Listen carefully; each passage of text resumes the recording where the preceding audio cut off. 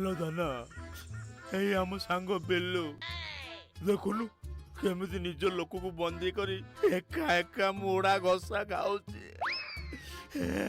ला ला लचको मणे कोठु गोटे नील रंग बोली हेई जंगल जीव मानकु बोका बनाउची।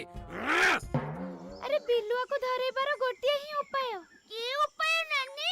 सुनु तू गोटे काम कर, तू बिल्लुआ स्वररे बोबा जेमिति बाकी बिल्लुआ भी तो सह बोबेबे। सबु बिल्लुआ बोबेले बिल्लू भी निश्चय बोबेबो, तापरे तो धरा पड़ी जिवो।